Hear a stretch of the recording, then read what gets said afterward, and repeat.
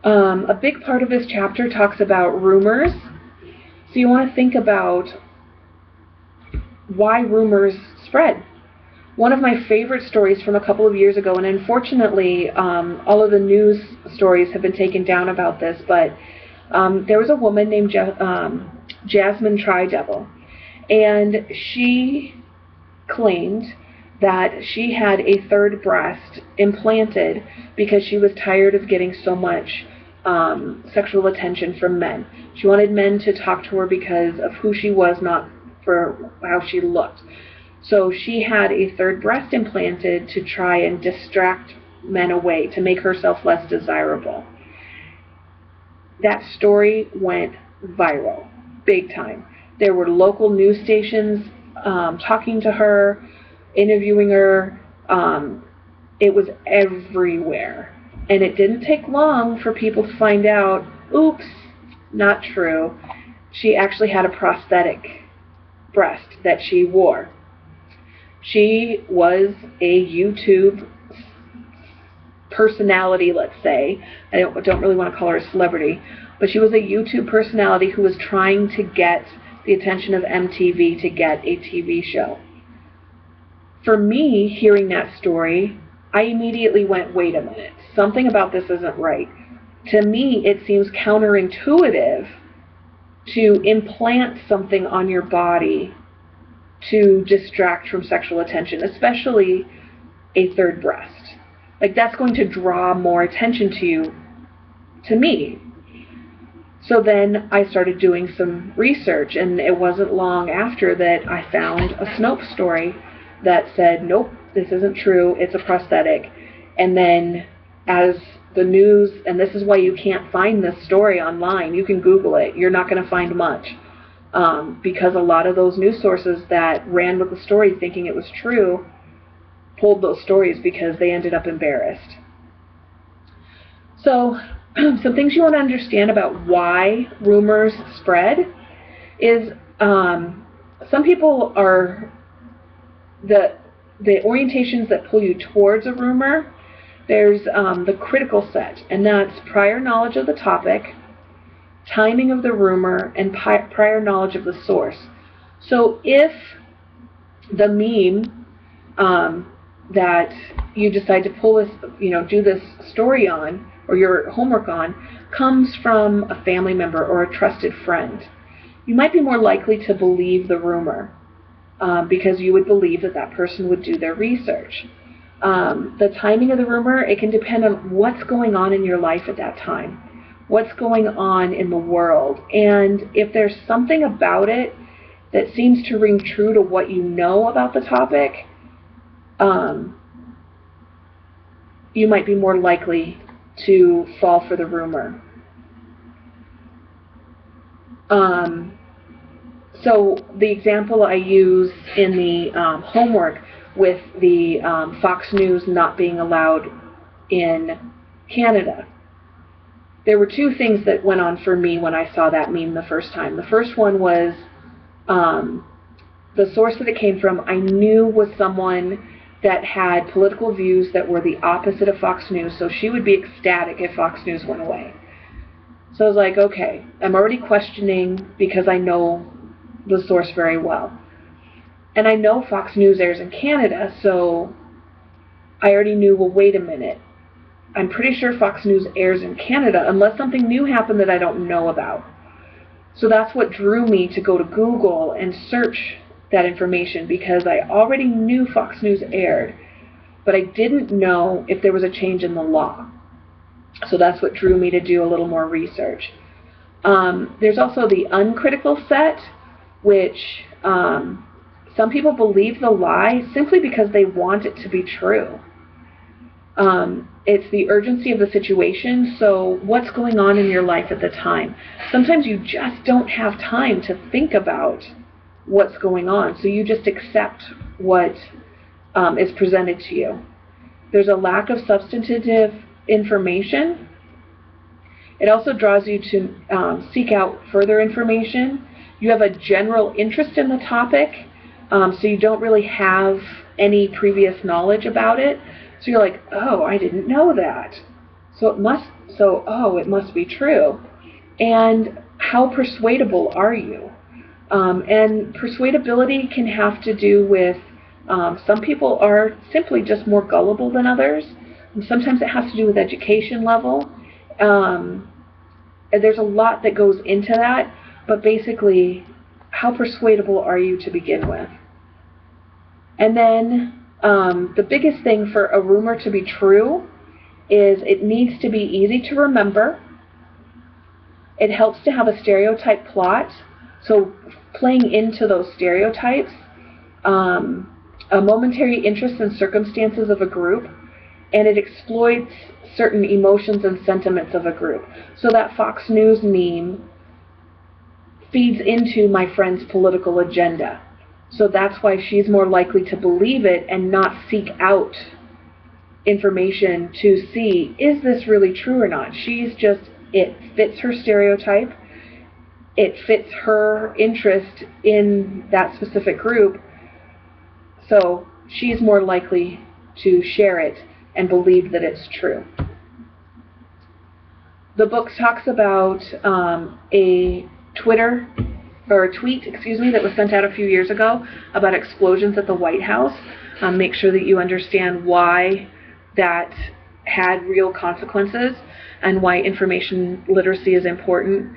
I did include in my PowerPoint a link to an article that explains to you why that tweet wasn't true or wasn't correct, because it has to do with a lot of how articles are formatted. And then I also included another tweet that happened in 2011 to show you that Twitter hoaxes aren't anything new. Then finally, literacy has to do with critical thinking. So it breaks down into 8 different parts, and they are clarity, accuracy, precision, relevancy, depth, breadth, logic, and fairness. So how clear is the information? How accurate is the information? How precise is the information? How relevant? Does it go into depth? Is it a broad topic? Is the argument being presented logical? Is the information logical? And is it fair? And you can read the textbook for clearer definitions of all 8 of those.